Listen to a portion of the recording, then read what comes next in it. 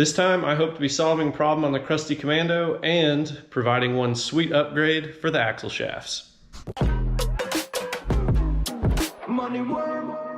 So you might have noticed at this point that I have something going on with the steering, not just the axle shafts. I am going to talk about how to upgrade your axle shafts because that is what I believe to be the solution to what's going on with my Jeep when I try to turn at full lock. Now, why do I believe that it's something to do with the axle shafts? Well, after I went ahead and fixed my steering, I hopped on Google and tried to figure out what was going on.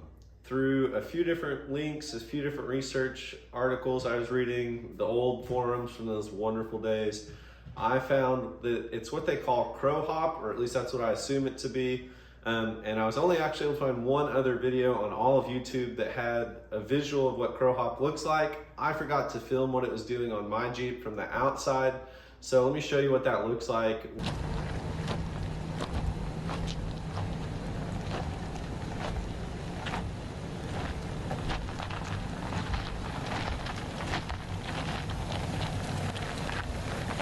As you can see, it's once you get that full lock, you're starting to get that shake, that shimmy, and I think what's causing it is basically every time that those U-joints are turning at that really sharp angle, they're kind of hopping, and so they're binding up a little bit and then slipping. I really think that that's what the concern is, what that the issue is, and there's really only one way to find out at this time, and it's to replace the axle shafts. So let's dive in. Let me show you what I'm going to do to upgrade these axle shafts on the cheap.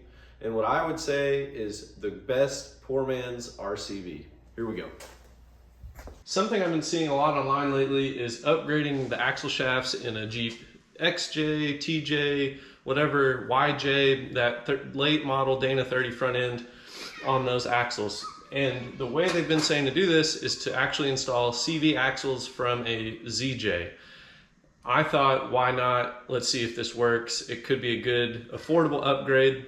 RCVs, everyone loves those. Those have kind of become like a gold standard, I think, in the off-road industry when it comes to axle shafts. They have that CV style. The Toyota axles in my yellow Jeepster have the CV, but they're also closed knuckled.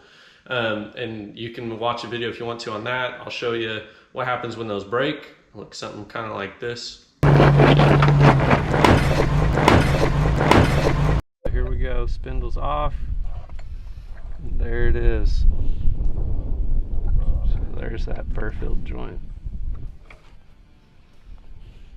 See, so that should have been one piece.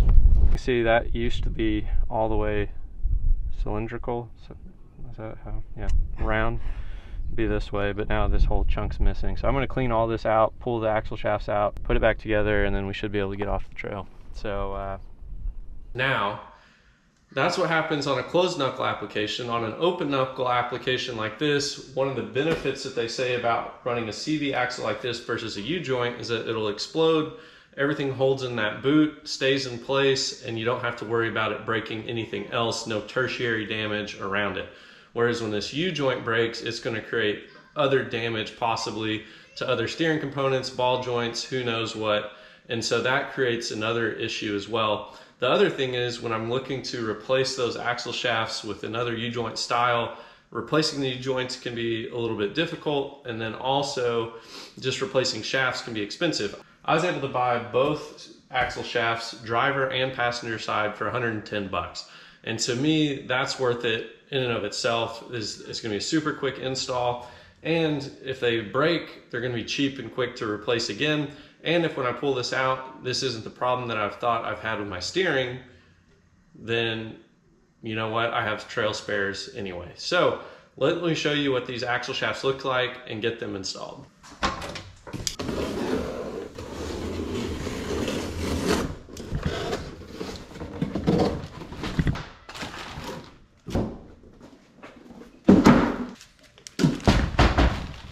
There you go. It's a little uneventful of an unboxing, but I've got it opened. It looks like it's gonna fit. Let's go ahead and throw it in, see what that looks like.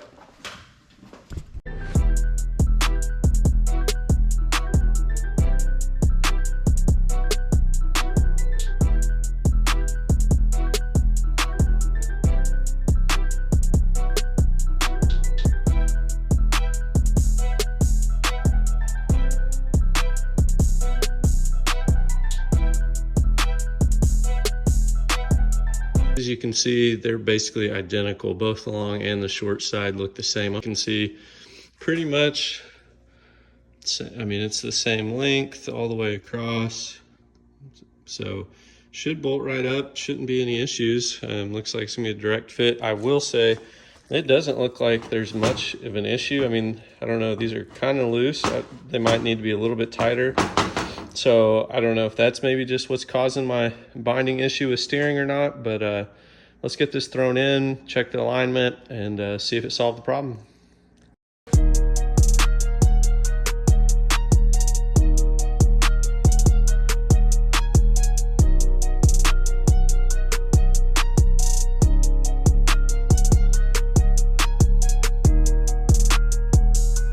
So I was able to get this installed. Overall, I forget how pretty all this is. I mean, I've got the new bushing ends here for the tie rod ends. I've got this new axle shaft in here, all new brake components. I did all ball joints, did all this when I originally built the axle. So now pretty much everything in here is new. When I go to re-gear it, it'll for sure all be brand new. And so really, this is not too bad. Hopefully I have upgraded axle shafts. It took me a total of probably about 20 minutes to get this shaft pulled and replaced. So I think pretty quick, pretty easy job if you have basic tools.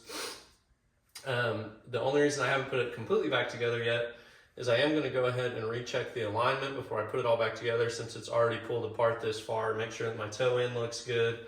I know the caster and everything else should be good, but I'm just going to double check it, make sure that the toe looks right, so that I've eliminated both the axle shaft problem and the toe end problem. Then I'm going to take it out for the test rip, see if everything worked, see if I actually fixed the steering wheel problem or not. So let me get that done and I'll show you if it worked or not. Here we go. I got both axle shafts replaced. I went ahead and double checked the alignment. When I did it last time, I had 0 toe either direction, so it was just at neutral. I did go ahead and bump it into an 1/8 inch toe this time. All right, let's fire it up and let's see if I solved my problem.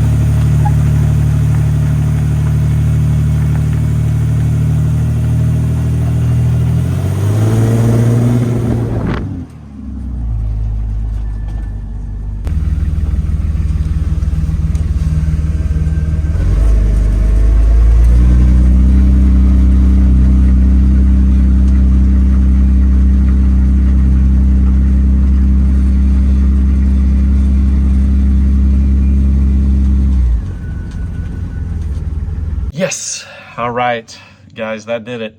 New axle shafts. I don't know if the alignment was part of the issue or not, but you know what? Either way, it is solved. I've got all kinds of traction going on these turns. I think that might have been causing some of the issue, but new axle shafts, no more of that crow hop or those issues with that steering wheel oscillating. Everything is fixed. The steering is now tighter because I added those other polyurethane pieces to the steering from last time. I am stoked on how this is going. I'm so glad to check one more thing off the list for this crusty Commando. And soon enough, I think there's gonna be no more list. Thanks for watching, guys.